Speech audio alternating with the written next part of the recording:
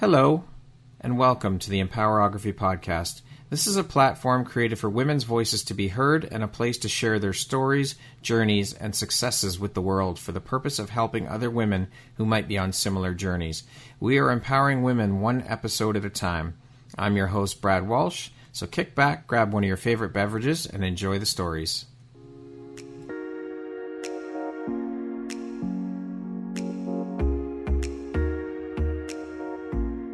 The world needs to hear your message and your story, so don't deny the world of that gift within you that the universe has given you. Someone out there needs to hear your story because it will support them in feeling hope, inspired, and even transformed. Do you want to discover how I help get my clients out of their own way, show up, and confidently share their message? I would love to extend an invitation to you to join me in my free masterclass, Start Your Own Podcast from Idea to Implementation, on Wednesday, April 5th at 1 p.m. Eastern.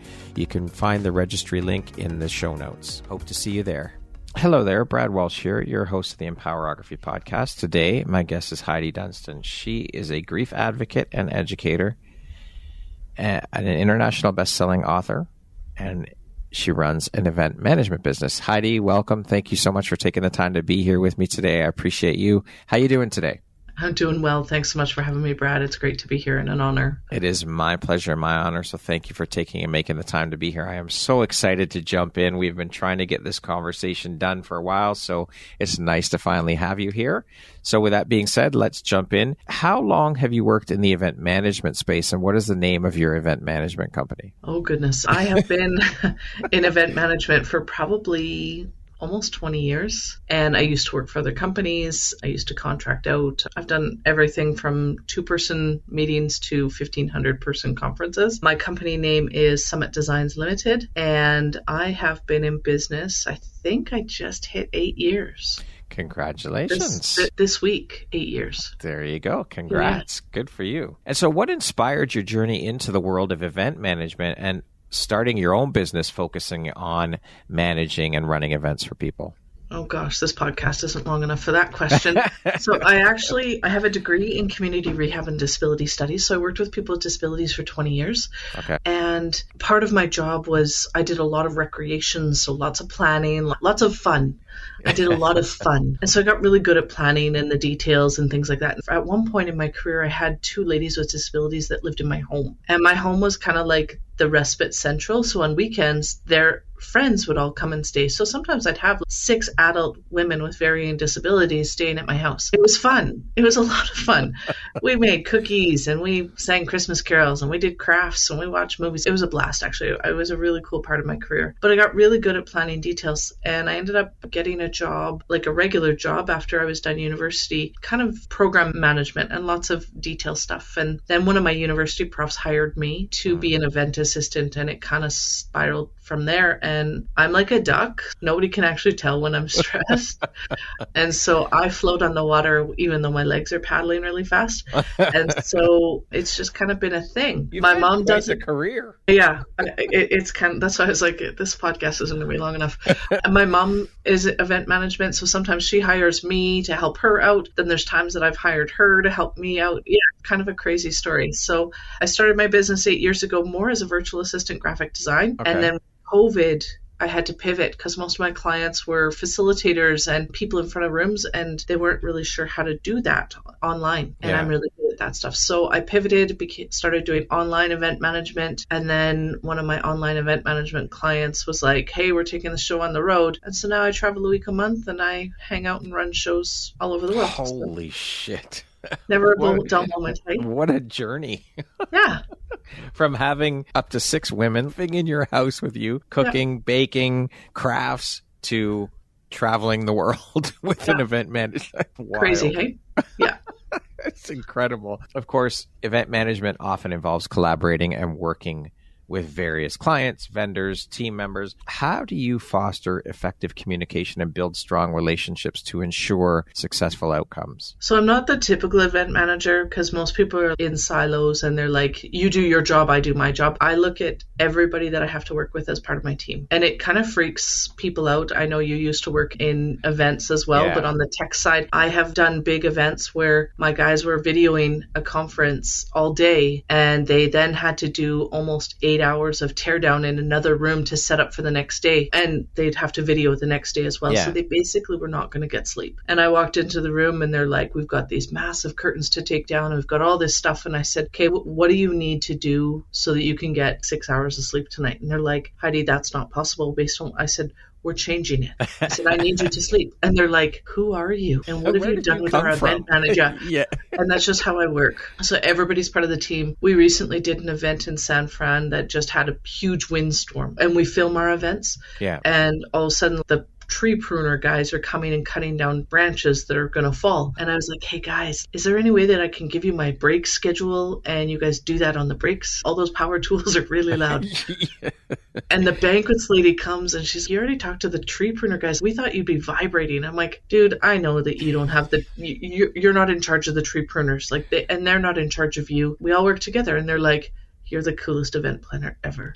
Like, because normally an event planner would rip a new one and I'm just not that person. I'm like, let's just figure it out. That's it. Well, we have to collaboratively work together. This is an event. There are many different people involved, so why not work together? It's way more fun. Yeah. Well, it makes the event go smoother as well. Yeah. And everybody wins. So, yeah, I have fun at what I do. I chose to go into business 8 years ago after a huge oil and gas layoff. I was working in oil and gas and then got laid off with 20,000 people all on the same day. And I was playing in business is what I was telling people. I had a couple contracts and nothing major. And I was like, incorporate, go big, go home. And I've been doing it since. So oil and gas, women. What the fuck, Heidi? Is there anything you haven't done? Well, I was planning events in oil and gas. It was easy. They still have events. Yeah. So yeah, training events. Yeah. Never a dull moment. Working, of course, as an event manager and running events is and can be very high stress with long hours, of course, demanding clients. How do you prioritize work-life balance and take care of your own well-being while running a successful event business? Sometimes I don't. I'll be honest. If you want a vulnerability post, sometimes it's definitely that there are times that I'm running on empty. And so, yeah, definitely. I mean, because I travel, I also change my mindset. It's like I get to travel. I don't have to travel. And so it's okay. You know what? I'm on a plane. I don't have to connect to the internet. I can actually take time and decompress. I'm not a huge person that watches TV, but when I do, it's usually when I'm on an airplane. So I will download shows that I want to watch and I watch them and I just kind of decompress that way. I read, I meditate. I practice gratitude every single day. Gratitude's a big part of my world. And I always look to have fun. All through COVID, life was pretty tough. I mean, I was a year into grief at this point, and now I'm by myself in a house, and I'm not allowed to see or see and touch people. And so I posted an inappropriate joke a day on Facebook, and those jokes are still going. They're now just in a private Facebook group because they offended some people. But I did it because I believe the world was too serious. Laughter is a big part of my world. If I'm not laughing, I'm not having fun. So I always am trying to laugh. So yeah. I love that outlook. And that's a big mindset shift for sure. In order to stay ahead of the curve, obviously innovation, creativity, these are very crucial pieces of event management. And in order to deliver unique and memorable experiences for your clients, how do you stay in the know and think outside the box to constantly come up with fresh ideas? My degree in rehab and working with people with disabilities has probably given me some of the biggest superpowers that I have. Is one, I'm really good at seeing people's needs before they need them. And when you work with people with disabilities, you sometimes have to because they don't have the ability to communicate that. And two, I'm pretty intuitive. And so I trust my gut a lot. And it's when I don't trust my gut that it usually fails me. But yeah, so I would say that those are my two biggest, and my third biggest superpower is that I'm really good at holding space for people exactly where they're at. And so, for example, I had a speaker on stage last week in the UK, and I knew that it was going to be a tough talk. This person was delivering their story for the very first time, and as I'm miking them up, they're emotional. And I know that there's trauma there, and I knew there was PTSD just knowing a little bit about them. And I do my best to learn who's going to be on my stage and kind of get a sense. And I said, hey, understanding about PTSD, I'm concerned that you may go there on stage. And so here are some tips and tricks that I use with my own PTSD. Is this something that would benefit you? And it was something as simple as, I have some peppermint oil. If we put it on your wrist and you feel like you're going down that deep, dark hole, can you smell it? And no, that smell wasn't back in those days. And the person was like, yes, please. Here's my wrists. And it was also a visual cue for me that I know if they were smelling their wrists, and I saw them on stage doing that I'm like, I need to watch where they're going. Yeah. And so I tend to go in places where most event managers won't go. Obviously, that's a huge, well, that's what makes you unique. That's what makes you the event manager that you are, and why people want to work with you. And it's such a pleasurable experience working with you. I mean, I've seen you at work at multiple events, albeit all virtual, but you're a magician and you have this ability to keep shit on track, keep shit moving at the pace it needs to, rein people in when they need to be reined in, and keep people calm. It's an incredible skill set. And you're pulling from your tool belt, your toolbox to help others, which is incredible. I'm always inspired and amazed when I see you running events. You're a magician. Well, those events are always fun because I'm literally running 2 Zoom rooms at the same time. So I have 2 earbuds. I listen to 2 different conversations for 3 days straight, which if anybody's listening to this, they're probably like, okay, I need to drink now because that drives most people to drink.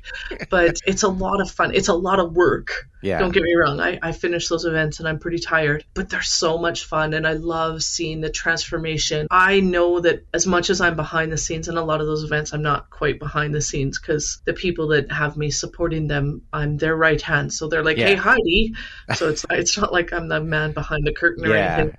But it's fun. I love watching people transform. I love watching them being able to take things to a new level. And I know that these events do that. And we get to do it in a really cool way. But you are behind the curtain as well, because you're doing a lot of shit that people have no idea what you're doing.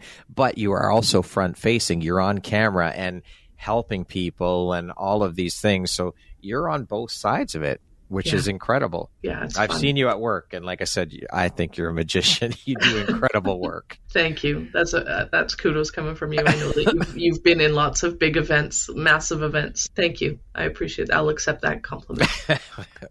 Beautiful. Heidi, what do you love the most about your career as an event manager? I love the fact that I get to impact people without having that direct face. I'm the pivotal person that makes sure that all the pieces are in play. I love the challenge. I love the fact that you got to think creatively. There's times where shit doesn't work and you've got to be on the ball. I love it. It's cool. Pulling rabbits out of hats. I pull something out of something. Yeah. That you do. I have seen it in action. Yeah. But I love It's Never the Same Day Twice. Everybody says, oh, well, this is the schedule. And I'm like, that is the guideline. Right. Let's crumple that up and throw that in the circular file. Yeah, well, it's a guideline. And I always say to people, nobody knows what it's supposed to look like. And it will be what it'll be. And I've had shitstorms and catastrophes at events and nobody's died. That's exactly it. I mean, really, when we look at the whole event management space, and this is something I learned early on in my career with event management, or event being part of, being part of the production side of it, we are not brain surgeons. We are not saving anyone's life here. It's an event. Shit's going to happen. There's nothing that we can do about some of these things. You just got to continue on. And that's it. There's no point in getting pissed off and freaking out. It's like you said, the people there don't know what's supposed to be happening for the most part. So you just roll with it and recover. Yeah. And people always, especially online events, what's the schedule? I'm like, you don't get the schedule. I'm like, because things happen and you're going to be like, hey, I wanted to see so and they're at 1:00 and they weren't on at 1:00. And I'm like, yeah, so-and-so's internet died and I had to move them to 5:00 and you just do it. So if they don't know, they can't be upset with me. That's my biggest thing. I want people to be happy with me. I want them to laugh with me. I don't want them upset with me because they've missed out on something. And I want people to have transformational experiences where they get to do some amazing things. I mean, that last event that you and I were a part of, that 3-day event, I mean, every day we did podcast pitching and people got to write their pitches and they got to pitch big name podcasters. And it was really cool to watch how it transformed over 3 days. I love it. It's cool. It is transformational for some of these people that are attending these events, and that's what you want. So the ultimate goal is to see that transformation, to be part of that transformation. And that's what happens. It's amazing to witness. It really is. It is. And it's really funny because sometimes people go in the other room and they end up talking to me because they have a whole bunch of questions that really I'm the only one that can answer. And they think I'm like a rock star or a movie star. And it takes You are, though. And I'm like, I'm so not. I'm just like an everyday person. I love people where they're at. They're like, Heidi, oh my gosh. And I'm like, dude, I'm a normal person. But see, that's what makes you the amazing human you are and the joy to work with, because you are so down to earth and you don't see yourself that way, but you really are. with what you do. I never want to be that person. The reality, Brad, is my shit still stinks. Like, in reality, I am human like everybody else. And I said that on a podcast. Wow. Well done, Heidi. I'm proud of you, Heidi. Good job.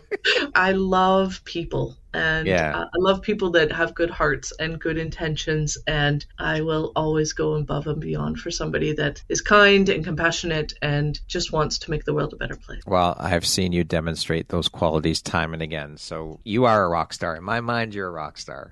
And I appreciate Thank you. On the flip side of that coin, though, Heidi, what would you say is one of the most challenging parts of the event management business that you run? The challenge would be, I would say, time. I definitely could use more hours in my day if somebody has that recipe and not just like the THYME time. I would love it. I always seem to fall short of that piece. Yeah. And then not a lot challenges me. I look at everything. I mean, I was running an event last winter? And I'm about to start. We're 5 minutes from start. And 3/4 of a cup of water comes down from the ceiling onto the podium and laptop. And my AV guy is standing up in the corner. And I was like, hey, we got a problem. And I mean, again, the big fuck word comes out. Really? And he comes down and he says, what's the problem? I'm like, I guess the shower I had in my hotel room didn't really count because I got another one. And he looks up and he goes, oh, fuck. And he goes, oh, wait. And I'm like, oh, I said it too. Don't you worry. And he was like, you're not upset with me. And I'm like, no. I mean, I can have water pouring down on my PowerPoint computer and I have another computer in my bag. We figure it out. We move the podium. We start 10 minutes late. Shit happens, right? Yeah. Yeah, I just challenge no. People that come in and they treat me poorly, that's probably not the best thing. Some people think I'm there to serve them. And when they treat me like that, they definitely get a different Heidi than most people do. There you go. But see, again, this speaks to who you are as an event manager. It's realizing, again, that this is not brain surgery. We're not saving anyone's life here. We're running events and shit happens. That's it. Right now, I mean, I think I have the coolest job on the planet. I travel the world having people who are trying to get their message out. I'm putting them on stage. So literally, I'm pushing them on stage to help make their dreams come true. How cool is that? That's phenomenal. Like, I just came back from the UK and I was like, hey, go make your dream come true. And so sometimes I'm holding them beforehand because they're crying. Sometimes they come off stage and they're crying. It's fun. I just get to love people where they're at. And it just leans into all the grief work I do too. So it's cool. Which is a great segue because now I want to dive into that world, a little different side of Heidi that a lot of people actually don't even know that this is part of your life and part of your trajectory, part of your path. So I want to dive in and speak about that journey for you into working in the world of grief. You and I have had multiple conversations around this topic, and I think that I can safely say that we both wholeheartedly agree that this topic is taboo, as it is in Western culture. The discussions need to be had in order to help people normalize the discussions. So with that being said, can you talk a little bit about your world working with grief and as a grief advocate and educator? Yeah, so maybe I'll back it up and say how I ended up in the grief space and tell a little bit about my story. And so all of us have grief in our life. Grief is everywhere. You lose a dog, you lose a job, you move away, your kids move out of your house. There's grief everywhere in life. Grief is a normal response to loss or change of any kind. So all of us grieve through COVID. And I've had significant losses in my life. Early on, as a teenager, I lost my grandfather and I lost my father, who I was estranged from because he just wasn't a healthy person. But there's a whole different grief in that as well. But almost 4.5 years ago, I lost my husband unexpectedly. He had a massive heart attack 2 days after Christmas and the day before my 40th birthday. And it was unexpected. He was an amazing man. His name was Mike. And I learned pretty damn quick that in our world, we don't know how to hold space for people that are grieving, that people often said things not ill-intentionally, like not with malice, but they just said things that missed the mark. So I understand grief. I went through divorce. That's not an appropriate thing to say to somebody who's lost their husband. Because it's just, yes, there's grief in divorce, but they're not this. I had people, I mean, I wasn't even home from the hospital 2 hours. Yeah. And I had somebody come over with a bottle of rum and a plastic plant that said, live, laugh, love. What would make someone think that is comforting, appropriate? Like, yeah. I mean, my husband's funeral took a couple weeks to plan because of the holiday season. His service was on a Friday, and on a Sunday, one of my clients who was at his service, so she fully knew he had died, sent me an email. The list of things to do for Heidi is growing. Are you going to be able to do it, or should I find somebody else? What do you think the answer to that question? There wasn't even a hello in my response. It was like, find somebody else, period. Unbelievable. But I mean, that was her mentality. Her thought was, the service is over. You should be done grieving. When are you back to work? Wow. Right. And as I started to, and I'm somebody, for me, I believe grief is as individuals our fingerprints. And for me, as I moved through grief, I needed to be around other people who had been through this. I needed to know what the hell I was getting into because I felt like I was going crazy. And as I spent more and more time in social media groups with young widows, I learned that my story is minor compared to many of the other stories out there, and that people say things or don't say things at all, and that it's common. And I really realized that it wasn't people's ill intentions or that they were being malicious. It was that they'd never learned. And so I started learning about grief. I took David Kessler's Grief Educator program. And I mean, my degree, when I finished my degree with rehab, I had a double minor, like it could have been a double minor in psychology. So I've learned about grief along the way. And I just said, I don't want to go and help grievers. We're all grieving in life. But the reality is, if we don't start affecting change and learning how to teach people what to say and not say to somebody who's grieving, it is going to stay the same. It is going to be the people writing the sympathy cards, sending the casserole, going to a service and maybe sending some flowers, and then saying or doing the wrong things and not being able to help people. So that's my mission. Is I created a program called Lean Into Grief, and it's for those moments when you feel like you should run away and not say anything and cross the street. Those are the moments when you're supposed to circle back and actually lean in and support them and be there for them and hold space. And it's uncomfortable. It's sticky. It is. It's hard, but guess what? The people that leaned in for me, my neighbor who held me while the firefighters worked on Mike in my driveway, he showed up the next day with the Costco-sized case of Kleenex, the really good Kleenex.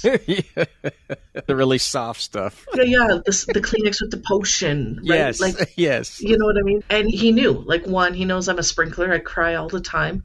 And so it was a useful sprinkler. gift. I leak all the time, man. I'm always crying. So showing up with Kleenex. I had another friend who, actually I just saw him at the Gatwick Airport, and he was running a big event. He was like the big headliner. It was his event, 500 people in the room. And he saw me. It was about 6 months after Mike died, and he just grabbed me and held me. And I cried. I'm sure that I left some biological fluids on his lip. My face was a mess. And he just held me until I stopped crying. And I saw him just... Oddly enough, he was arriving at Gatwick and I was leaving Gatwick all at the same time. And I was like, you have no idea how much that hug meant to me. The fact that you, in the middle of running your own event, stopped time to hold space was so beautiful. And 4 years later, I still remember and cherish it. It's incredible. It's powerful. And like you said, I think that is the biggest piece, is people don't know what to say or how to handle those situations. It's not through any fault of their own, but this is where your work comes in, and the importance of it. It is so important that we educate people on how to handle and deal with people who are dealing with grief. I lost 30 pounds in the first 3 months after Mike died, and everybody was like, you look fabulous. Wow. No, Bradley, it wasn't like I'm not a skeleton. I needed to lose 30 pounds, but it was probably not the best way to do it. And everybody was like, wow, you look amazing. I had one friend who was like, is it because you're not eating? There you go. And I said, my memory's so bad that if I put 2 pots on the stove, I burn both of them. Or the fact that it just didn't feel good in my stomach. I always felt nauseous. And I hate eating alone. I hate it. Yeah. I've had to get good at it because I eat alone often now. But she was like, I'd like you to come over for dinner. And why don't you actually spend the night? We'll watch a movie. We'll have popcorn. If you want ice cream, whatever. And then she goes, and if you're okay, I'd like to send you home with leftovers. There you go. That you just have to heat up. And just saw, instead of, oh, wow, you look fabulous. Hey, is there something that I can help you with? And a beautiful way to hold space. It's those kind of things that can go such a long way for somebody to feel seen. Yeah, it was great that I was wearing a smaller pant size, but the reality was I was not feeling good. And to be told that I looked good actually didn't resonate for me. And you know what? Sometimes not saying anything is okay. Just to be there, like your friend did for you. Let's just watch a movie, something to take your mind off of it, just to distract you and to be there to support. Yes, if you feel like talking, your friend's there, but it's not about, Heidi, let's talk about this. Heidi, do you want to talk about this? You know what I mean? It's just, let's just hang out. Let's just spend time together. That's it. Yeah. And it's just a cool way to be able to do that. And I caution people, don't say nothing. If you feel like it's awkward, it's probably awkward for the griever too. Yeah. So say, I really have no idea what to say. Break the silence, because the silence is deafening. And so turn around and be like, I don't have any words. Because in our world, in our North American culture, we want to fix it. Yes. Well, you can't fix dead. No. And people always get shocked when I say it, but it's true. Yeah. Unless you have a magical wand, you can't bring somebody back from the dead. And so it's not going to happen. That same conference where that gentleman held me, a friend of mine who I hadn't seen in a long time, she was there. And somebody was like, I don't know if you heard, but Heidi's husband died. And she just looks at me and she goes, well, that's just shit. And I was like, you're right. It is just shit. Yeah. It wasn't like, I'm sorry for your loss, which is a statement I hate. Yeah. I'm sorry for your loss. Okay, so let me just I knew you'd in right here. Jump right in there. What do you suggest then people say as opposed to, because that is the natural reaction. When people first hear that a loved one or someone they know they've lost someone, their first reaction is, I'm so sorry for your loss. So what would you suggest? Well, that is what we've been taught to say. It's right up there with meeting somebody who is a veteran and saying, thank you for your service. It's an automatic. Yeah. I say losing a parent is a significant loss, and my heart goes out to you. Yeah. I want to acknowledge the fact that it hurts. I don't want to say you're hurting, because what if their dad was an asshole? True. Right? So losing a parent is a significant loss. And I've lost a parent. And so all of a sudden somebody's, have you lost a parent? I'm like, yeah, I have. And they're like, okay, I can put my guard down because everybody else says stupid shit. You've created that relatability right there. Right off the bat. And it's funny because my dad did die and he was an asshole. And some people that I know have lost really good parents that they loved and cherished. And I'm like, yeah, my dad wasn't that. I had to grieve the loss that he wasn't the person I wanted or deserved to have in my life. But I want you to know that it still hurts. And I also often say I lost my husband, and they're like, okay, so you get it. This hurts like hell. And I'm like, yeah. And my heart goes out to you. Know that I can't take this away. I can't fix it. I often will ask, is there anything I can do to support you? Which is different than call me if you need me.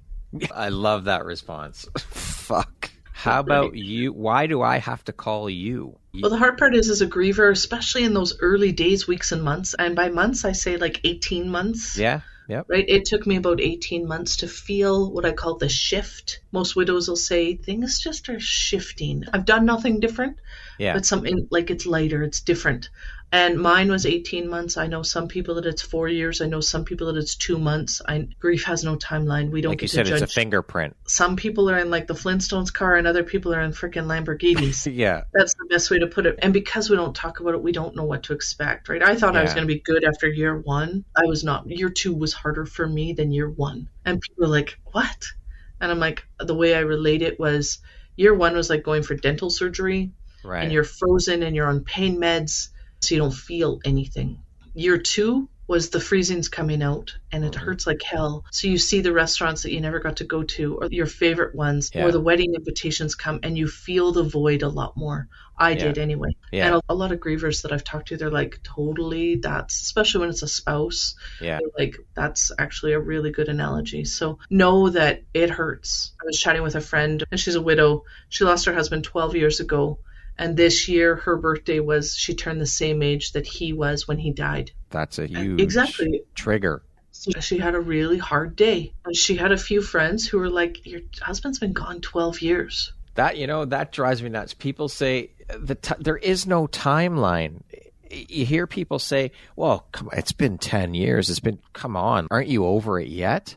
No. Unless you've experienced a loss of that magnitude, you have no idea. None. And you hear people say that the year of firsts is very hard, and it is. But I love that analogy. It's because you're numb to the pain in that first year. Mike died the day before my 40th birthday. I had my first birthday the day after he died. Then it was New Year's. His birthday was first week of January. I had most of my first before I actually had his funeral. Fuck.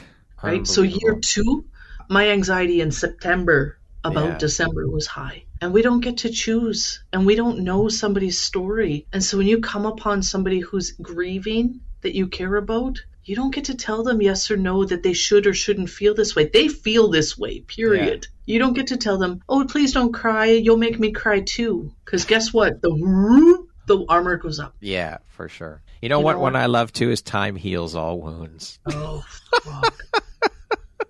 Unbelievable. There's so many. All the platitudes. Yeah. Any sentence that starts with, at least they're not suffering anymore. Oh, yeah. The person right in front of you is suffering. Yeah. And I never say at least they're not suffering until they do. Yeah. A very good friend of mine is a widow. Her husband passed of ALS, which is a horrible disease. Yes, I know someone that's dealing with it right now. And I did not say at least he's not in pain and suffering anymore until she did. Because guess what? She is suffering. And because for some people, they just want their person back so bad, we don't get to tell them. Absolutely. The time heals all wounds is bullshit. Yes. I believe grief is love. And so when you witness somebody's grief, you're witnessing their love. Yeah. When you witness deep grief, you're witnessing deep love, period. And so I think it's an honor. Thank you for sharing your love with me. Thank you for sharing your tears with me. When you actually see it as an honor rather than oh, that made me feel like crap, and be it's like, not about you, first of all. Yeah. Wow. You know what? You showed me a piece of you that many people don't get to see.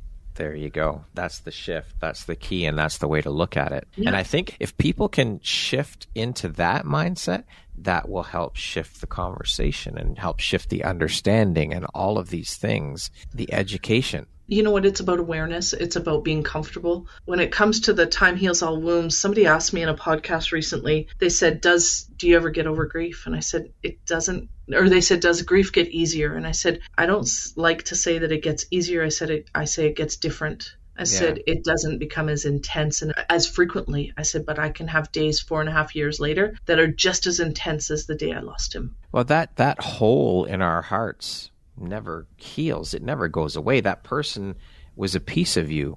Yeah. They were in your heart, and them not being there is like a piece of your heart being taken away. It can't come back. Exactly. So a piece of me died the day my Yes, exactly. I am not the same person. Exactly. So that time heals all wounds is bullshit. I agree with you 100%. I think that scar tissue starts to form, but you don't lose that. It doesn't go away. The pain may lessen, but it never goes away, ever. No. Because that person is gone forever. Mm-hmm. Yep. They're physically gone forever. Yes. I believe. Some people don't believe that. No, I agree with you. They're always with you, absolutely, but they're physically not with you anymore. Exactly. And, I mean, it's about how we hold space for people. Mm-hmm. And like I tell people, you've watched America's Got Talent or Britain's Got Talent, all those. Yeah. When they get the golden buzzer, the people that get the golden buzzer, none of them celebrate the same. And we never judge them. We celebrate alongside them. But we judge how people go through pain. What if we didn't? What if we just went and sat with them and went through the pain with them? What if we just said, hey, I see you, and I see this hurts right now, and I don't have words to fix it. I can't bring your person back, but I don't want you to have to do it alone. What if you could just hold space that way? What if you could say, I don't know your person. May I ask their name? Or are you feeling up for sharing a story? I'd love to hear more about them. Instead of, how did they die? Coming. I knew it. I knew that was coming. What was the cause of death? Oh, they died by suicide? How'd they kill themselves? And if you think I'm kidding, no, I am not. I sadly am not. I have a friend right now who has lost a family member by suicide, and she's like, if somebody asks me one more fucking time how he took his life, I am going to scream. What difference does it make? It is so grotesque. We have TV shows, crime shows, and I love them too, don't get me wrong. But they've jaded us to forget about the humanity of these people that we care about. About 9 months after Mike died, he was a firefighter, a retired fireman. He did 30 years with Calgary Fire. And I was sitting at a fire event. They were going to honor all the firefighters that had passed that year. And I'm sitting beside somebody, and he said, you're a widow. May I ask who your spouse was? And I said, sure. And I told him his name, and his head went down. And he went, I saw Mike at the kids' Christmas party just a week before he passed. And he was telling me about how much he was in love with you and how happy he was and how everything was going right in his life. And then a week later, I get an email that he died. Pivotal question. May I ask what happened? Not, how did he die? What was the cause of death? He asked for permission if I was willing to share that story with him. It wasn't an expectation. And I said he had a heart attack. But I have complete strangers. I mean, I'm in a lot of Ubers and taxis with all the trips on the road, and people, I talk to people. Of course, conversation, right? Yeah. And so it's sometimes, are you married? No, I'm widowed. Oh, how did he die? You don't even freaking know his name, and you want to know how he died. How do you respond to that? Like someone like that, someone you don't even know has asked you that. How did you respond? It honestly depends on my mood. If it's 1 a.m. and I'm tired, I just say heart attack, and yeah, it was terrible. And the conversation usually stops. But sometimes I'll say, I actually speak about grief, and I actually encourage people not to talk about that. I'll share with you that he had a heart attack because I'm happy to share my story. And you can listen to it on my, check out my podcasts and stuff on my website. And I make a plug. But honestly, I just sometimes I make it an educational moment. I say, I teach people. I always say, do you remember when Princess Diana died or when 9/11 happened? And they're like, yeah. I said, those memories are etched in your being. The day somebody loses their person is etched in their being. And sometimes it can be extremely traumatic. I was with my husband. I did CPR on my husband. Yeah. Sometimes going to that, like for me, it's part of my story, and I've chosen to share my story. But for some people, it's like they have to relive that day, and they don't want to, or they don't want to that day. And we don't have to do that to them. That's where that whole thing with if someone has committed suicide, well, how did they do it? You really want to put them through that trauma of reliving that in that moment? That's horrible. And why does that matter? It has no bearing, right? It does not matter how they did it. It's not important. It's information for you, not for you to support the person. That's right. Really, it's really just a morbid curiosity. It really is. Yeah, absolutely. Yeah. How then have all of these experiences related around your situation and what you've learned and stepped into as a grief educator help shape the Heidi you are today? Well, one, it's made me fucking hilarious. If I do say so myself. If I do, somebody's like, you're funny. I'm like, I prefer fucking hilarious, but we'll go with funny. You know what? I'm compassionate. Like I said earlier, one of my superpowers is seeing people where they're at. And it's not my place to judge where they're at. It's not my place to tell them where they should be. You should be over it by now. You should be moving on. Not my place. And so it has taught me grace. Oh my God. Like I was introduced to grace in 2014, actually, where I met Mike at a personal development seminar. I had to have it tattooed on my body because it's such a big lesson. Yeah. Grace is so needed in grief. As a griever and as somebody supporting grievers, grace is just needed. Yeah. Plain and simple. It's you've invited them over for Christmas dinner and they woke up feeling like they got hit by a truck, that Christmas they're not ready to celebrate and they cancel. It isn't, oh my God, like you flaked on me again. It's, hey, I know today's a hard day. Can I show up tomorrow with leftovers? Yes. That's great. And that's saying, hey, I see this is hard. It's saying, hey, I see that you're not ready to talk about this today. But know that I'm here and know that I want to support you and I'll do whatever I can. And if that means I'm raking your leaves or I'm picking up groceries or I'm picking up your kids, or if you need me to bring a meal over once in a while, let me know. Let me know how I can support you. What do you need? Not call me if you need me. You know what's so funny is I find that when we go through grief as grievers, that's their reaction is like, oh, what do you need? Let me know if you need anything. And I went through this when I lost my father. I thought to myself, I would love to do a little experiment and reach out to all of those people who said that in that first, I think probably within the first week, right? That's usually when it all happens, right? Reach out to them a month later. Remember when you said, guess what? I need help with this, all right? Could you make me a few meals or could you take me here? I guarantee you 98% of those people, sorry, I can't. They get caught up in their own lives. And so it's become, I think, almost like pleasantries, right? It's just something you say just because you don't know what else to say, which is where your work comes in, educating people on how to do this, how to navigate this, how to help the people who are part of that process, because they are part of it, because they're in your life. They're in your life. The hard part is most people know how to do it up until the service is done. And then when the service is done, they're like, it's done. Which I have to say, that's when the most support is needed, is when it's done, when everyone disappears. Yeah. And that's what I often tell people is you don't need to be there the day that the person's died or the week after, or even go to the service, be there, but know that it's a long haul. It's the people that texted me just, hey, sending you a hug today. Yes. 3 months later, 6 months later, people that reached out to me and said, hey, I know it's Father's Day and I know you and Mike didn't have kids, but it's a day that maybe is twinging and I'm thinking about you. Or they see a post like, and I'm very open about my grief and I'm cautious about how I present my grief on social media, but I put Mike's memories. I put the memories that I have, the legacy that he's left behind, and I talk about how I miss him. Now, it isn't poor me, my life is terrible. It's really, we lost a bright light when he passed. Yeah. And he impacted and I always say he left a lot of holes and hearts down here because it isn't just my hole in a heart. Right. And there are times, I'm not going to lie, that I am supporting somebody who's missing him. It always makes me laugh when a girl, he had lots of female friends and he was just a big teddy bear. And my one friend, she's, I have his photo up on my mirror. He watches me get dressed every day. And I was like, really? What? I'm like, you maybe shouldn't say that to too many more people. And she's, oh my gosh, I didn't even think about what I said. So I saw her a couple of weeks ago. She goes, I moved his photo. It's not in my bedroom anymore.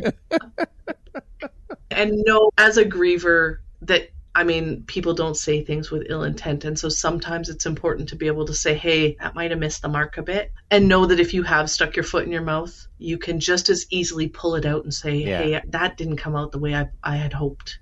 Yeah. And you're important to me and I apologize. And the next time I do it, can you stuff the salt shaker in there? And just admit to the fact that it's a sticky conversation. They're hard to navigate. Even with me as an educator, I fuck it up sometimes because guess what? People shift. Yesterday they were sad and today they're pissed off. Yeah. And what I said yesterday doesn't apply. And I didn't get the memo that they're pissed off today. I missed the memo on that.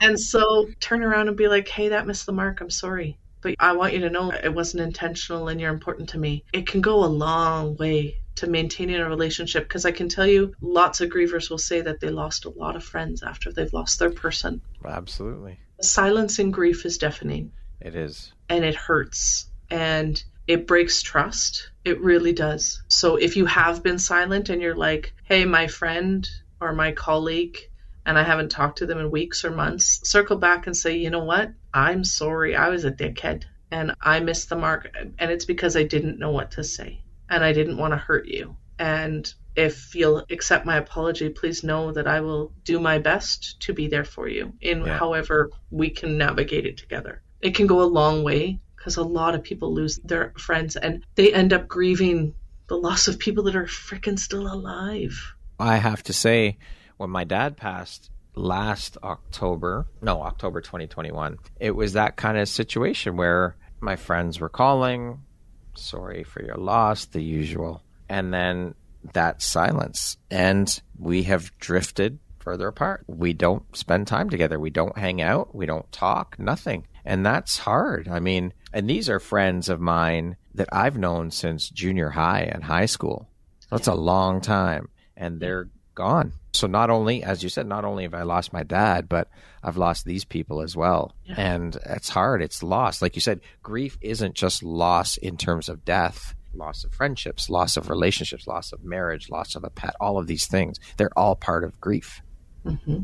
It's difficult. Yeah. Right now I'm moving through, my 94-year-old grandma has dementia. And even doing what I do, I'm kind of watching my family. We end up putting ourselves in a bubble in dealing with it because so many people, you know that you're going to say something and they're like, oh, that just sucks. Yeah. Or they don't know what to say. And you have zero ability to handle more shit. And we end up as grievers and people who are moving through stuff, having to do it alone because we just know that people don't know how to hold that space and how to say, hey, do you mind if I reach out and say, hey, how are things going? For me, somebody tells me some people call it the death anniversaries. I call it Mike, the day Mike died, I call it his wing anniversary. He always believed that he was going to get his wings. And so I focus on the positive. That's my choice. But I note it in my calendar as a yearly anniversary. And I put it whatever. I have a friend who calls it their shitty day. I have another friend that calls it the death anniversary. I call it wing anniversary. And I'm like, I know it comes up on my calendar every year now. And I can send them a message, hey, thinking about you today. Because guess what? 2 years down the road when everybody's forgotten and everybody's moved on, and it sucks for you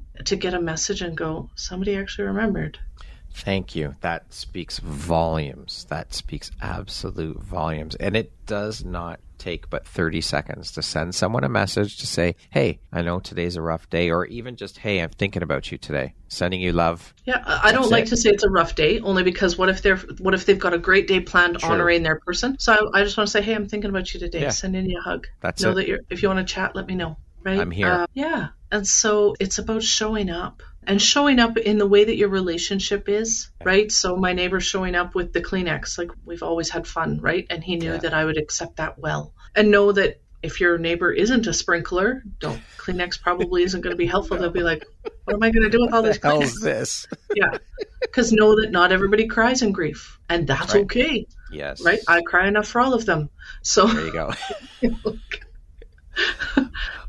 What has been then, would you say, the biggest or most valuable lesson or takeaway for you through your grief journey? Gratitude and grace. And people think it's crazy, but gratitude gets me out of the darkest moments. When I'm going down that I really miss him, I then move into I'm grateful I had him, because what would my life be without him? And so gratitude is a huge piece, and grace, because not only do people judge grievers, but we judge ourselves in our grief. And we believe the stages of dying and stages of grief. We think that we went through a stage and we're done. Yeah. No, it's a hot mess. And so when you're angry again, or when those feelings come up again, instead of going, why? Why do I have to go through this? Why am I feeling this way again? Right? The why keeps you here. Turning around and allowing yourself to feel it gets you here in the heart. So why keeps you in your head? And the allowing yourself to feel it allows you to move through those emotions, not get over them. So you don't get over them, but it allows you to move through them. And I still have hard days. Are they as frequent? No. Those first 18 months, they were every day, all the time. Now they come, sometimes I know they're coming because it's a special day, but sometimes it catches me off guard. Sometimes I can walk past somebody and they're wearing his cologne, and that smell catches me. Sometimes it's a song playing at the grocery store. The grocery store is like a nightmare, especially the first year. Have you ever seen a grocery cart filled with groceries and somebody's totally abandoned it? And in my head, I always thought they just realized they forgot their wallet. When Mike died, I realized it's because something triggered them, whether the music or whether it's the Oreos that they no longer have to buy. For me, Mike drank 4 liters of homogenized milk, organic milk, every 2 days. Oh my goodness. No wonder he had a heart attack, right? Buying milk. And I don't drink milk. And I'd see it and I'd lose my shit and I'd run to the car. I actually would put the milk aisle first, get through that moment so I could, because otherwise I couldn't buy groceries. Imagine what it's like when it's a parent who's lost a young child.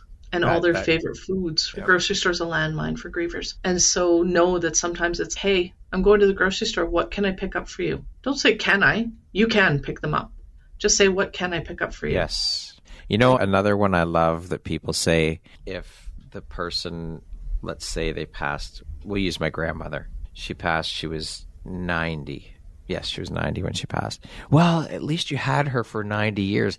No, that fucking doesn't matter. It doesn't matter how many fucking years they were here. It doesn't change the loss. It drives me up a fucking wall when I hear people say that. It really does. And the loss isn't less significant. Any sentence that starts with, at least you can get another dog. Yeah.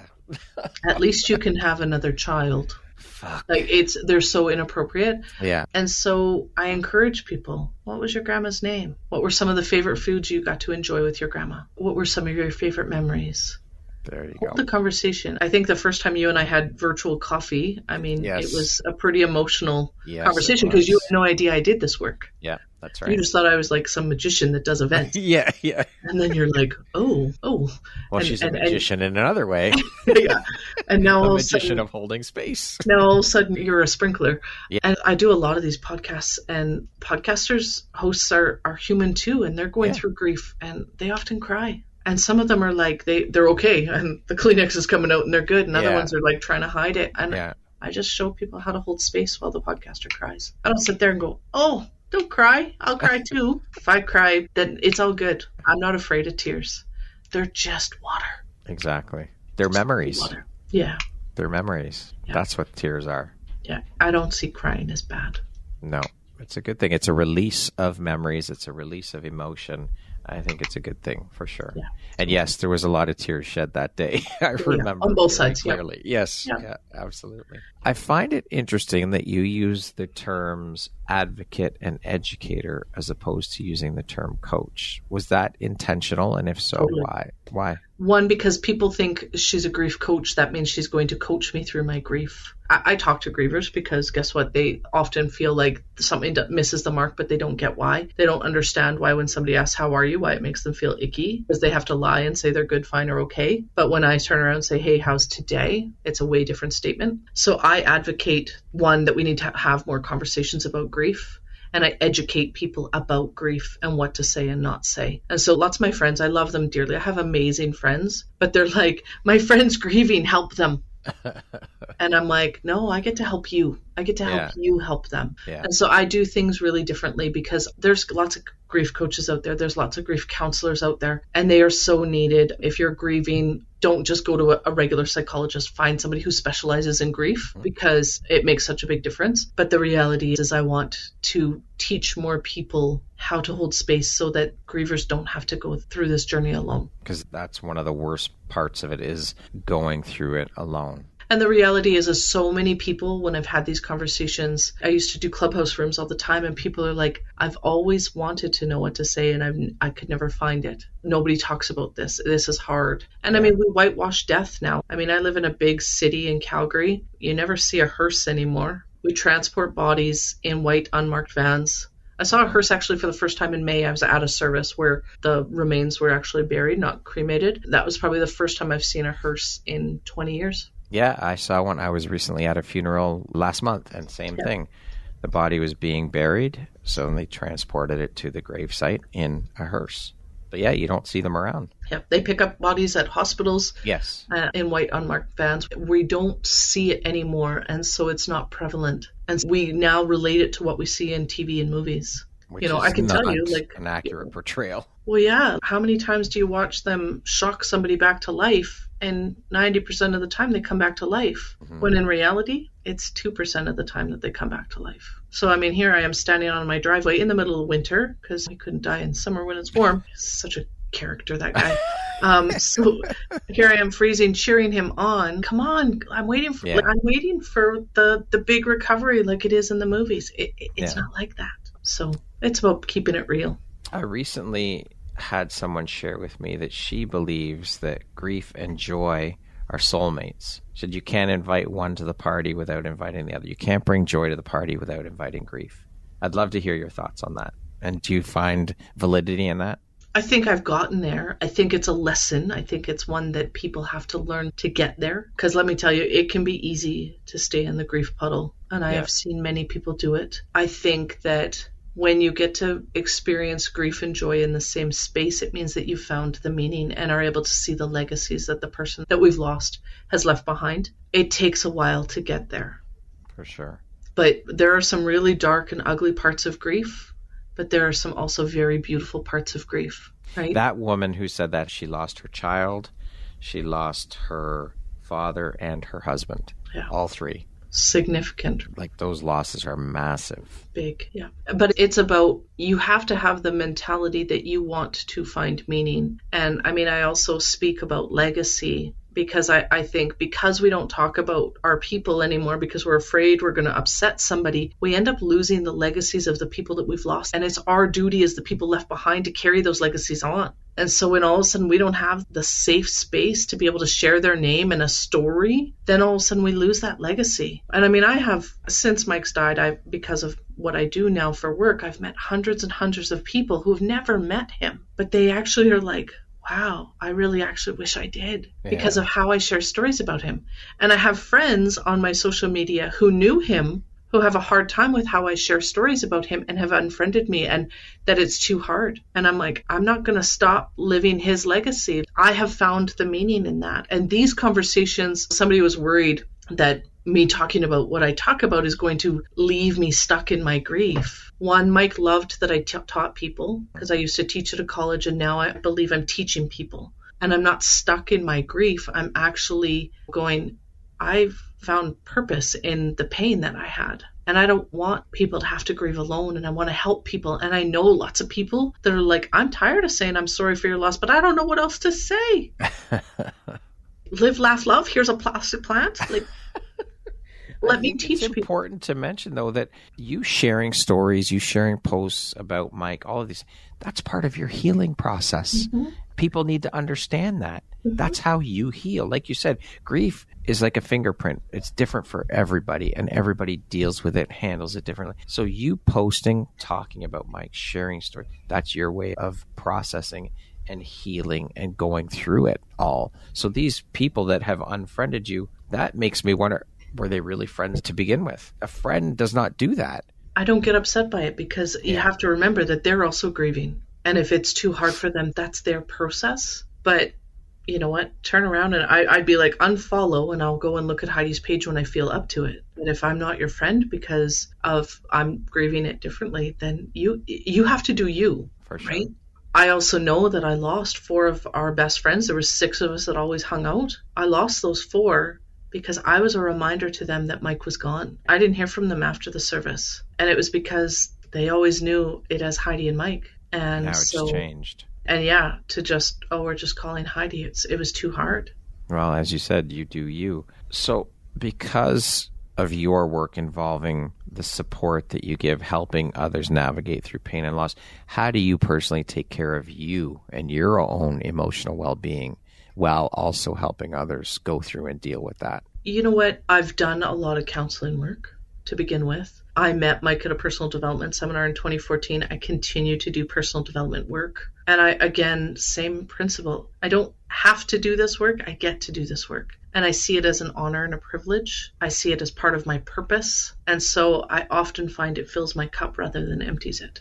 It truly is. When you are allowed into, because that's what they're doing, they're allowing you into that space, it is an absolute honor to be allowed into that space to share, because that's pretty fucking vulnerable that person is being and getting with you. So yeah, it is an absolute honor.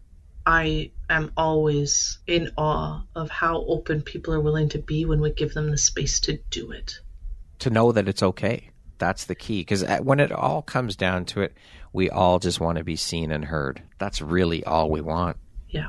So for you to be able to provide that space is just incredibly beautiful. We're really good at acknowledging when somebody's happy, but lots of times I'm going through a divorce and this is hard and nobody's acknowledging it. And so to actually see somebody when they struggle and acknowledge it is a gift, and it's something that they will cherish. The people that showed up for me in that time, I hold them in very high regard. And the people that miss the mark, some of them, I'm like, it's just grace. Give them grace. They were doing the best they can. Yes. Some of them, I was like, really?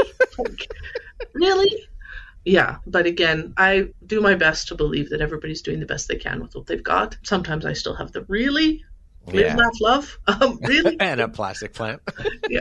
Well, let's be honest. It's very, very easy to show up for people when they're celebrating. Oh, yeah. And when they're happy. Where it really gets tough is being there in times like this, where it's difficult, where people are stuck in that muck. That proves who you are. That shows your character, when you can show up for people in that. I'm going to disagree with you a little bit. Okay. I believe that it's like a muscle. So when we go to the gym, the first few times it hurts and we're like, I'm stiff. I couldn't do it. I physically couldn't do it. Grief is a muscle. I call it the grief muscle. And there's grief everywhere. And so the more you look at the grief all around you and acknowledge it and learn how to hold space for it, the more you're going to be able to handle those more uncomfortable big griefs. So when you look at a toddler, when their balloon floats away or their ice cream hits the ground, they're grieving. And if you just turn around and hand them a new balloon or a new ice cream rather than acknowledging their feelings, you can work your grief muscle there. Think about teenagers. You take their cell phones away or their Wi-Fi passwords away, they're grieving. It looks a little different than the toddler. Just a wee bit. But guess what? If you acknowledge their feelings, hey, I see that you're really angry and I see that this is hard. Because grief is a normal response to loss or change of any kind. And so when we turn around and learn how to hold space for people in those little life moments of grief, we can all of a sudden are a little bit more equipped to handle the big ones. But we have to make that conscious choice. This is where your work comes in, is helping to educate. We need more people getting on board with the education piece. It is so needed because grief, like you said at the beginning, we are going to deal with and go through grief our entire lives in different forms. So it is important that we all educate ourselves on how to deal with it as grievers and as people supporting others who are going through grief. And you have to want to. And you have to know that I truly believe the reason why people don't say anything at all is because they're afraid they're going to say the wrong thing. I would agree with that. But they don't really realize that silence is so loud to the person. And so turn around and learn it before you need it. Proactive instead of reactive. Yeah. Don't wait till your neighbor's mom dies. Yeah. To all of a sudden go, oh, I got to figure out what to say now. Turn around and be like, hey, you know what? I know I'm going to need this. I don't know when, but I know I'm going to need it. And so let's unpack it. I remember when my neighbor, her husband passed away. It's been probably about 3 years now. And all we did was, hey, Lorna, do you need anything? Can I go to the grocery store for you? Can I go? What do you need? Tell me. I will help you. That's all it takes. It's so simple. They are dealing with a huge loss. Yeah. Just offering something, so I'll go get groceries for you. What do you need? Yeah. No problem. She didn't take me up on it. What she did take me up on was going to the weed store to get her some stuff to help her relax. So I went and got it for her. Here you go. No problem. Exactly. She had no idea where to go get it or what to ask for or anything. So I asked the questions. Well, what are you looking? What do you need it for? Sleep, for what? And I went and got it for her. Something so simple. Yeah. That's it. I mean, it's about showing up and knowing, people share their stories with me. It's kind of, I don't know. I've heard the craziest stories. Taxi drivers telling me about their heart conditions. People talk to me. Yeah. It's my thing. If you're not great at dealing with emotional conversations, turn around and tell your person, hey, I love you. This is not my forte, but I'm really good at mowing the lawn, or I'm really good at cooking lasagnas.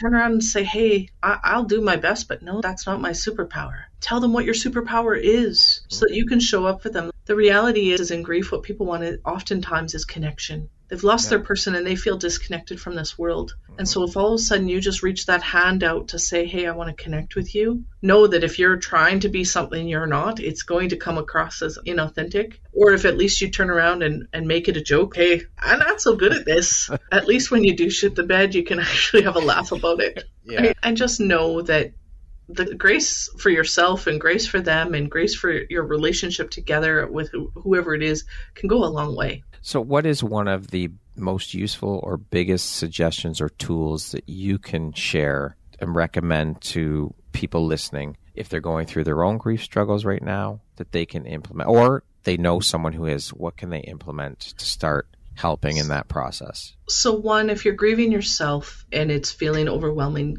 get help. Go hire a grief coach. Go and get a grief counselor. In Canada, there's lots of free programs. I don't know about the US, but know that there's help out there. And sometimes if you can't afford help, go on social media, search. There's widows groups, there's child loss groups, there's parent loss groups, sibling loss groups. Search it and join the groups, knowing that there's other people going through the same loss and that some of the crazy isn't just you, that they're going through it too, makes a big difference. So know that you're not alone. If it's bothering you, and everybody's different. Some people are like, I don't want to talk to anybody. Cool. Yeah. Don't talk to anybody. Yeah. I'm not going to force anybody to talk to me. They just do it naturally. Yeah. Right? But if you're supporting somebody who's grieving, be honest. Turn around and say, I'm not good at this, but I want you to know you're important to me. Acknowledge that, because if by chance they take something the wrong way, or you haven't said something when they thought you should say something, because we all write that script in our head. Turn around and say, if I've said something or I didn't say something, please tell me. Because I can tell you many grievers go home, close the door and go, fuck, that was hard. Because they didn't feel like somebody was open to feedback. Be open to the feedback. Turn around and say, I'm not good at this, but you're important to me. So if I fuck it up, please tell me so that I don't do it again. Because I don't want to lose you. You're important to me. Beautiful. Thank you for that, Heidi. What do you think your unique skill set or superpower is that's helped you become successful? I think just holding space for people, seeing them exactly where they're at, not judging them. We live in this world where people are so judged, and people are just like, I mean, I get exposed to all sorts of people in different scenarios based on the event management job. There's people that have to tell me, hey, I can't afford this. Or there's times where I have to say they want to pay for a program that we're a part of, and they have to say, I have to be honest and say, if you're going to pay for this, does that mean you're not going to have food? And I'm bold enough to ask those kind of questions, and I do it in a way where they don't feel judged. I'm like, I want you to know I'm asking this question out of love and respect because I want you to be taken care of. So I see people and I trust my instincts, and I just want people to have peace and joy and happiness and grace in their life. How do you define success? What does that word mean to you? Living a life that you're happy and feeling comfortable enough with yourself that you can move through life doing what you love to do. You don't need somebody else. And before I met Mike, I was quite the independent woman. And then all of a sudden I met Mike and I was like, wow.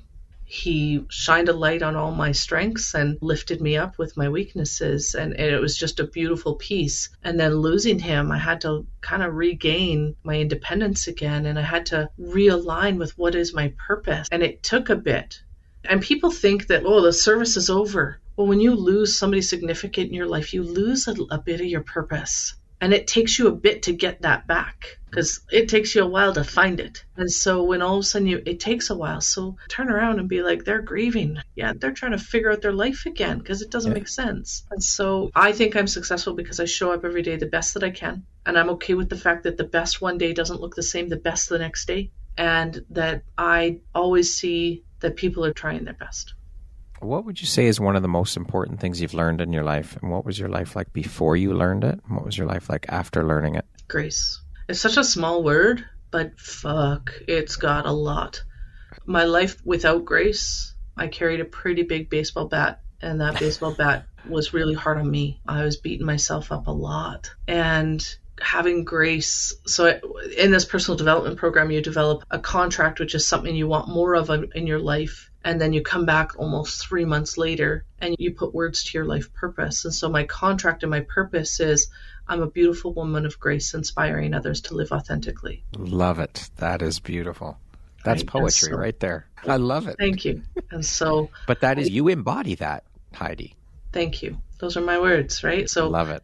But I mean, in 2014, I didn't see myself as beautiful. I definitely wasn't graceful. And it was a lot. Those are big shoes to fill. And now I'm starting to get the hang of it.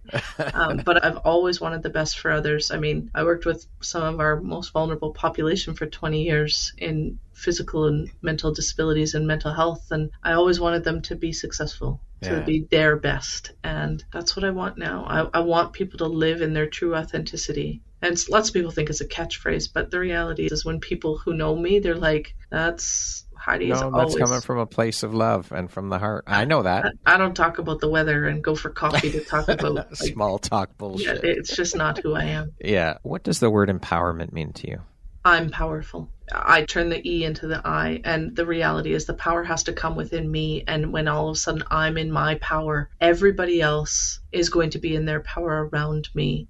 And it's just that huge ripple effect. I mean, it's exactly what your program does. It's a ripple effect. You share a story and you have no idea who's listening and who it's going to impact. You have no idea. And it may not impact the person who's listening, but they might be like, hey, so-and-so's going through this. You need to listen to this episode because it relates to your life right now. And you have no idea. And I think that's the coolest part about life is we have no idea who the message is for. Magical. Right?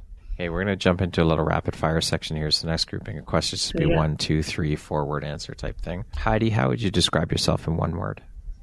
Hilarious. And passionate. And super compassionate. If you could be remembered for one thing, what would it be? Loving people for where they're at. If you could teach the world one thing, what would that be? Grace. What is one thing you love about yourself that is not related to your physical appearance? How deeply I love. What is your favorite self-care practice? Sleeping. Just kidding. Naps. Naps are good. I love naps. You know what? I would definitely say meditating and going for walks in nature. If you came with a warning label, what would yours say? I cuss a lot. That concludes our rapid fire section. Now back to our regularly scheduled program. What aspect of your personality do you think has been the most helpful in your career? Being open to change and being able to see that if you're always stuck, like especially with events and even with grief, if it's always supposed to be one way, you're going to always have a difficult time. Years ago, I was running a conference and I was flying speakers in all over from the US and Australia and all over the place. And I had a speaker phone me and he was in Pennsylvania and he missed his flight. And so he phones me and says, I'm not going to make it. He's I've missed my flight. And he's beating himself up. You could hear it on his voice. And the guy worked at the White House. He's not a dumb man, right? PhD. And I could hear the defeat in his voice. And I said, I'll call you back in 20 minutes. Stay where you are. And he's been at my conferences before, so he knows that I work magic. Well, he didn't know that I had a group of people in Boston on a private jet that I'd hired for these speakers. So literally, I phoned the travel agent. I was like, hey, can you fly dude from Pennsylvania to Boston? And I'll put one of my people on a commercial flight because I need him more than I need my people. And she's, yeah, done. Where is he? I'm like, he's at the airport. When's the next flight? She goes, in 90 minutes. So I phone him back and I'm like, hey, I need you to wait at the airport. Your next flight's in 90 minutes. You're going to fly to Boston and you're going to catch a private jet. And so he sees me the next morning and he's like an older guy. He's a PhD, super smart man. And he goes, fuck, you're good. He goes, I really thought I wouldn't make it here. And he goes, and I really wanted to be at this conference. He goes, but you didn't see defeat in the fact that I missed my flight. I said, no, I saw a challenge. And we make it work. So because I'm not afraid to go, okay, there's got to be another solution. I'm always open to change. Adaptable, malleable. Yeah. Or crazy, one or the other. No, we'll go with malleable and adaptable. What is one lesson your career has taught you that you think everyone should learn at some point in their life? Love people where they're at. The world would be a way better place. For sure. Judgment is life's kryptonite. Leave it for courtrooms. It's where it belongs. What's something surprising that you've learned about yourself in the last year? So after Mike died, I sold my house, and that was probably 3 years ago. And I've kind of embraced a nomadic lifestyle. And so I spend 6 or 7 months of the year in Mexico, and I travel pretty much a week a month. And then I come back to Canada when the weather smartens up because it's too damn cold here in the winter. And to live that kind of lifestyle means that you require help. You can't do it alone. I mean, I've sold pretty much everything I own, but I need somebody to store the 9 Rubbermaid bins of stuff that I have. I need a mailing address. I need somebody to store my car when I'm overseas. And before Mike passing, which stands for BM, which always makes me laugh. This is how my brain works. BM, before Mike, before shit. So I never asked for help. And I saw it as a sign of weakness, and it's a sign of strength and courage. And I don't love the words. The other thing that people also often say in grief, I'm going to go back to this real quick, is, you're so strong. Fuck off. And that, I don't know if you don't have video on your podcast, but my face, sometimes I don't have to use words. My big blue eyes kind of just, yes, I can have a fuck off look pretty good. I'm not strong. When somebody's grieving, they're broken and they feel broken. And so I see how much courage it takes for you to get out of bed. I'm going to challenge something you said there, that broken. I do not like using that word with people. I don't think anyone's broken. When you've lost your spouse or your child, you feel broken. You may feel broken, but you're not broken. I don't think people are broken. I agree. Yeah. It isn't my place to say, hey, you've lost your child, you're broken. But inside, I felt broken. And I was very clear on how I said that. I felt broken. And so when somebody told me I was strong, I was like, it didn't resonate for me. And I'm tired of giving people the you're so strong trophy. Guess what? It took a lot of courage and a lot of bravery and a lot of work for you to get where you are, to get strong. Acknowledge that. Yes. Stop telling people that they're strong, because you're strong. I don't need to talk to you anymore. You got this. No, I see this hurts. Yeah. There's so many phrases could share. Yeah. And we only have 15 minutes left, so let's. Yeah. This is a long episode. We knew it was going to be. Yes, we did. What is your why, Heidi? I love to see people succeed. I love to see people be empowered and stand in their power. I love to see them living authentically. What is an unexpected blessing or occurrence in your life that you're grateful for? Grace.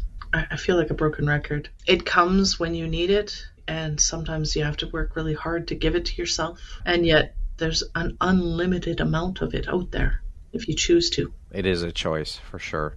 If you had the opportunity to sit down and have a 1-hour conversation with one woman, any woman in the world, who would it be and why? Oh, there's a lot. One would be Brene Brown. for a famous person, just because I think she's somebody who is so authentic and real and has the uncomfortable conversations about shit people don't really want to talk, that they tuck into the closet. Shame and vulnerability, fascinating. I just lost a very good friend of mine, Robin. She just passed a couple days ago. I would love another 1 hour conversation with her. And it's funny that you say that, not funny, haha, but funny that you say it, because I've thought about that a lot since my grandmother passed, since my dad passed.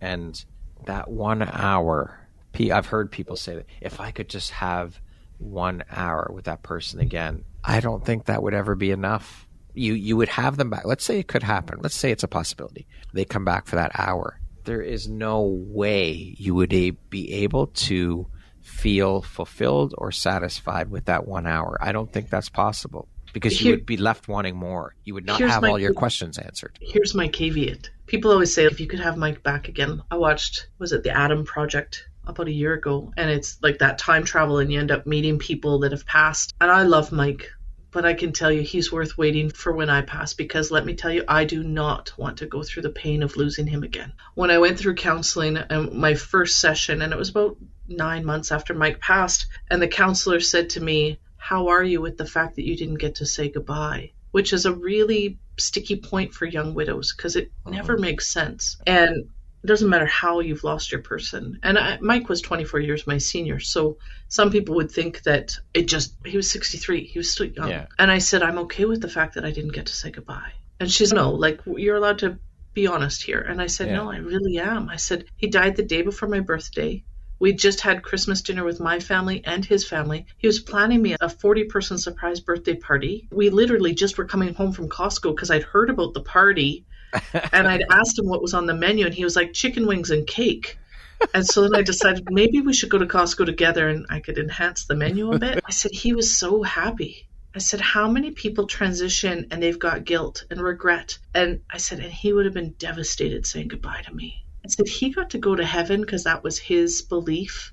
Yeah. He got to go happy. I said, so who am I to take that away from him? I love him so much that I want him to be happy. And I mean, so many people are like, I didn't get to say goodbye. If I had to say goodbye to him again, I wouldn't do it. I wouldn't. If somebody said, you can have another conversation with Mike for an hour, I would say he's worth waiting for in heaven, because I don't want to say goodbye again.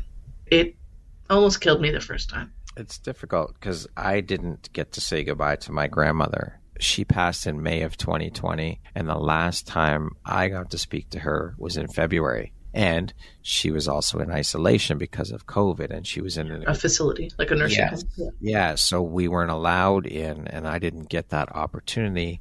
And part of me would have loved to have had one more conversation with her, not necessarily say goodbye, but at least have seen her one more time. For sure. But it wasn't meant to be, and it's difficult. It really is. It's a hard lesson. It is. I somewhat agree with you, because no, you don't want to say goodbye. Whereas with my father, the last conversation I had with him was on the way to the mall with him. And when we left the mall, he couldn't speak. So I got to sit with him in the hospital because he died fairly quickly.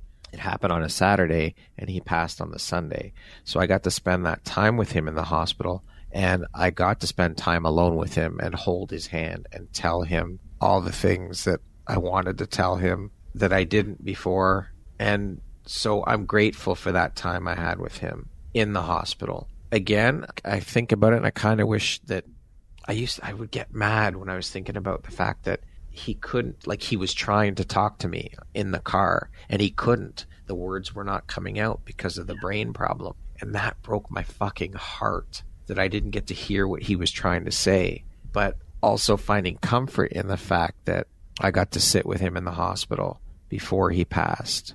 Now, I wasn't there when he did transition, but I had been there just hours before, not even hours before, an hour before he transitioned. So, and I had that time alone with him, which was incredibly important. And I am so grateful for that time. So I think we have to look at the moments and the situations and be grateful for certain things in those situations. Try and find the silver lining, just like anything in life, right? We have to find the silver lining in situations, no matter how shitty they are. We have to try to find them. I don't know that you have to try to find them. one of the things I could say is the lesson for me in losing Mike is that I know when I leave somebody that I care about, that they know how I feel about them. When Robin passed, I hadn't talked to her in a couple months, but the last time we chatted, it was like, hey, I love you. Yeah. And in August, when I'm in Calgary, I look forward to going for a walk with you, because she was talking about how she was walking so slow and nobody would walk at her pace. I'm like, I can walk slow. So I'll talk to you. And so my grandma, I know that she's going to pass probably soon, not tomorrow, but it's coming. Like, she's 94. And I know that when I leave her, that I've always made good with her, that could be my last goodbye. And when you lose somebody as fast as I lost Mike, and the same, like how you've lost your father, it teaches us that we have to be present and we have to make good. Imagine if you leave somebody in conflict and then they pass. You're stuck with it. You're carrying that weight for life. If you don't have the tools to process that, right? Somebody said that to me. You always say that, tell people you love them. I said, I never know when it's the last time. And so I'm really present with the people that I'm in relationship with, because I think it's a detriment that we go to funerals and that might be the first time somebody has shared how much that person meant to them. The things that get said at funerals should be said every day. Yes, absolutely. And they're not. And I can say that losing Mike has taught me to tell people how important they are in my life now. I am so grateful for the time I had with my dad, because it was a long road. Like, his health deteriorated. He was falling and all of these things. But you know what? And I went over to their house. Thankfully, my parents lived close. So I had the ability to be there when he fell. He was a bigger man. My mom couldn't pick him up. She had heart problems. I was able to be there to go. And again, this is going to talk to the 1 hour thing, but I would give anything to be able to go over to his house and pick him up again. Yeah. Or because I would go over every night to put him to bed, to get him into bed. Yeah. Like, I would give anything for that. And then I see people who don't spend the time with their parents, who don't give a shit, who don't go visit them in these old age homes or wherever. Until you experience the loss, be grateful for the time you have with these people. And like you said, express your feelings every opportunity you get, because you don't know. Tonight I get to hang out at the hospital with my grandma. There you go. I don't have to. I get to. No, you get to. It's that little tweak in languaging, right? I love it. Yeah. If you could go back and give your younger self one piece of advice, what would that piece of advice be? Love yourself first. That's powerful. Lastly, Heidi, if you were to deliver your last 30-second speech to the world, your tribe, your corner of the world, your people, what would that last 30 seconds sound like? What words of wisdom would you impart? 1, gratitude. A lot of people get to make me part of who I am. I'm very aware that I don't get to do what I do without other people that see me and my gifts. And so I'm grateful for them. I'm not going to ride on other people's coattails without being able to say thank you. So a lot of gratitude. 1, I'll probably make some wisecrack joke. I'll probably cuss a lot. And I would tell people to live their passion. So many people are living like robots. They go to jobs that they hate because they like the paycheck, but then they have no life to spend the money. Do what you love. That's why I sold my house, and that's why I travel the world, is because I'm not going to wait till I'm retired to do it. I want to do it now. I could die tomorrow. I could get hit by a bus tomorrow. So I'm going to do what I want to do and live how I want to live now, not when my bank account is full enough, or not when my kids are grown. Not that I have children. My cat is grown. Yeah. I guess my plants are grown. I don't know. You love how my brain works. Yes. Eh? It's just live the way you want to live now, and don't ask for permission. I have friends. You and I had a conversation just the other day where you're like, my friend bailed on a concert and I don't want to go alone. I'm like, you'll never regret staying home. You'll regret not going. And I went. And thank you to that, and it was fucking incredible. It was epic. Yeah. And so I go to restaurants by myself now. Was it hard? Damn straight it was hard. And did it suck when they put me in the back corner beside the bathrooms, and now I have to say, hey, I really love this table. Can I sit here? Yeah. And they're like, oh, but you're by yourself. I'm like, I don't care. I walk down the street by myself and people see me. Why can't I be seen in a restaurant by myself? Yeah. Live fiercely. My friend who just passed, she was dealing with cancer, and significant cancer. And there was days where I was like, hey, the Junos are in town. She's like, when is it? Let's go. Let's go. Yeah. Right? I'm like, hey, Stampede's in town. This show's going on. Do you want to go? Yes. And it didn't matter. She was like, I don't know when my time is up, so I'm going to live now, not wait till I feel better. Live fiercely, live the life you want now, because we don't get a do-over. Heidi, thank you so very much for the incredibly beautiful, engaging, inspirational conversation, all of the knowledge and wisdom that you've shared and the insights through your experiences and through the work you do. I appreciate you so very much. I tell you this all the time. I am so grateful to be connected to you, and just you're an amazingly beautiful human being, and I thank you from the bottom of my heart for you taking and making the time to be here with me today and share. And to finally have you here on the podcast is an absolute pleasure and honor. So thank you. Thank you, Brad. And know that you're important to me, that you make a difference in my life. And I love how you show up, because you always do. You're always checking in on me. I appreciate you. I know what a big impact you have on so many lives because of the work that you're doing. I want you to know it's seen, and who you are makes a difference. Thank you so much. I take and receive that. I appreciate you and your beautifully kind words. Once again, my name is Brad Welsh, host of your Empowerography Podcast. Today, my guest has been Heidi Dunstan. She is a grief advocate and educator, an international bestselling author, and the owner of an event management business. Thank you so much, Heidi. I hope you have a beautiful rest of the day. Thank you, Brad. Thank you very much for listening to this podcast. If you haven't yet, please be sure to subscribe, rate, review, and share with all your friends. You can find me at viseuphoria.ca and follow me on Instagram at Empowerography Podcast and on Facebook at Empowerography. Please join me next time for another inspirational story from yet another amazing woman.